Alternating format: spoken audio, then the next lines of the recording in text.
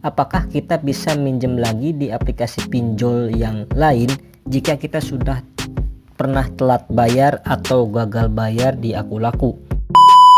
Assalamualaikum warahmatullahi wabarakatuh. Di video kali ini kita akan membahas masalah galbay di Akulaku. Karena sebenarnya jawaban itu bisa iya bisa tidak. Itu kan tergantung kembali lagi kita itu akan mengajukan di pinjol mana. Seperti kita ketahui ya, untuk aplikasi pinjaman online Akulaku itu merupakan bisa dibilang terbesar nomor satu di Indonesia pada saat ini, termasuk salah satunya ya tentu saja ya mereka itu mempunyai koneksi yang sangat banyak teman-teman. Contohnya ketika teman-teman gagal bayar di Akulaku, kalian mau minjam di aplikasi kredit pintar, itu kemungkinan besar akan ditolak.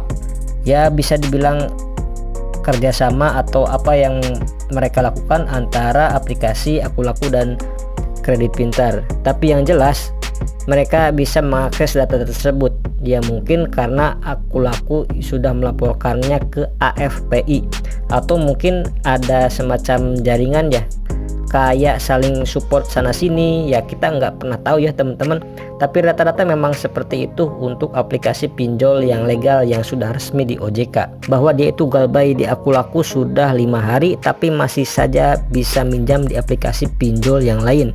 Ya itu kan berarti tergantung telat bayarnya itu beberapa hari. Jadi kalau misalkan teman-teman galbay di Akulakunya itu baru beberapa hari, tapi teman-teman masih bisa pinjam di pinjol lain ya, selain pinjol-pinjol besar tentunya ya teman-teman, itu masih bisa.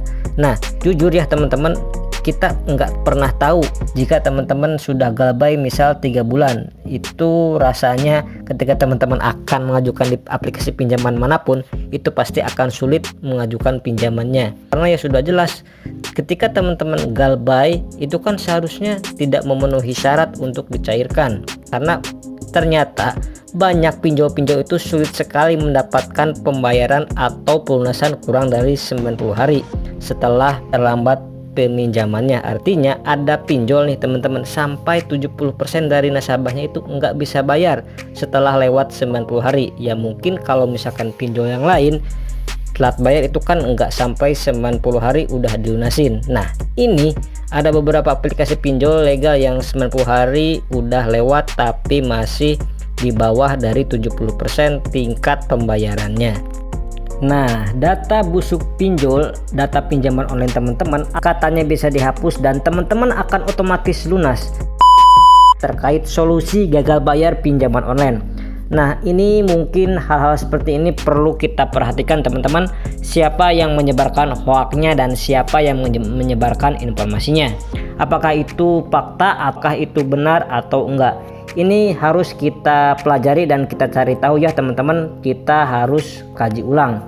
Nah ketika ada seseorang oknum yang ingin mengambil keuntungan dari para orang-orang yang gagal bayar dan telat bayar seperti ini, maka dia akan memanfaatkan momen-momen seperti ini teman-teman, dengan menjadikan sebagai ya sebuah bisnis di mana kata-katanya dia bisa itu menghapus semua data pinjol, mungkin dari pinjaman online Akulaku, kredit pintar, kredivo dan lain sebagainya.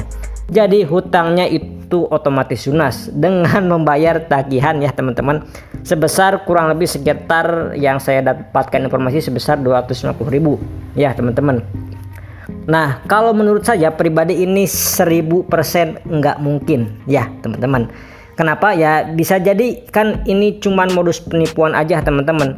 Ya gimana mungkin, misal nih pinjol itu kan punya database, punya backup server, terus tiba-tiba keuangan kan ada juga divisi finansial dan divisi yang lainnya ya, yang nggak mungkin kan cuman satu orang bisa berperan itu menghapus semua data tersebut di satu perusahaan. Itu enggak sesimpel itu ya teman-teman, dan enggak sesimpel yang teman-teman bayangkan. Jadi nggak mungkin dong, itu kan urusannya sama duit ya teman-teman. Misal begini ya teman-teman, itu uang sudah cair, teman-teman itu bisa menghapus database server di pinjolnya. Itu apakah bisa menghapus rekening koran ataupun ya istilahnya catatan historis mutasi dari rekening perusahaan? Itu kan nggak mungkin teman-teman. Jadi kebanyakan orang-orang seperti ini itu adalah orang-orang yang memang sengaja dimanfaatkan kepanikan, memberikan penawaran solusi yang katanya itu benar-benar menjadi sebuah solusi banget. Ya, ujung-ujungnya teman-teman itu adalah penipuan. Jadi untuk teman-teman yang mendengar informasi seperti ini harus berhati-hati ketika mendapatkan tawaran hapus data pinjol seperti ini. Karena logikanya simpel ya teman-teman. Kalau dia saja bisa menghapus data pinjol seperti ini, kenapa dia itu enggak mengajukan pinjol aja sebanyak-banyaknya teman-teman? Lalu dia hapus sendiri datanya. Ya, seperti itu ya. Itu adalah pertanyaan mendasar terkait hapus data pinjol. Semoga informasi ini bermanfaat. Semoga informasi singkat ini bisa memberikan informasi yang cukup untuk teman-teman semuanya. Gagal bayar pinjaman online atau pay letter setelah lewat 90 hari, apakah beneran bakal hangus atau bakal dihapuskan? Kenapa kok banyak sekali rumor seperti ini? Banyak informasi yang mengatakan bahwa kalau kita galbay sudah lewat dari 90 hari sejak jatuh tempo, maka hutang teman-teman akan dihangus atau dianggap lunas. Nah, ini sebenarnya berawal dari adanya statement salah satu petinggi di OJK ya teman-teman, yang memang katanya sih pinjol tidak boleh mengganggu dan tidak boleh menagih lagi ketika lewat lebih dari 90 hari. Nah, sebenarnya ini bukan aturan baku atau aturan resmi, tapi lebih kepada yang memang kalau orang OJK yang ngomong pastikan orang mikirnya akan menganggap ini menjadi sebuah informasi yang benar, dan ini sebenarnya hanya anjuran saja dan saran.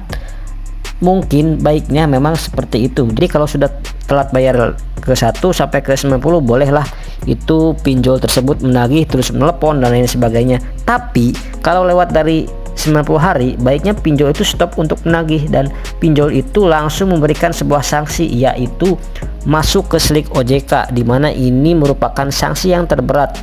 Banyak yang salah artikan ya teman-teman bahwa ini akan hangus, itu akan lunas dan lain sebagainya ya karena pernyataan tadi ya, tapi pada realitanya ya tetap masih ditagih, bunga terus bertambah dan terus berjalan. Nah, ketika lewat dari 3 bulan maka itu akan ada DC atau debt collector yang akan menagih hutang teman-teman ke rumah.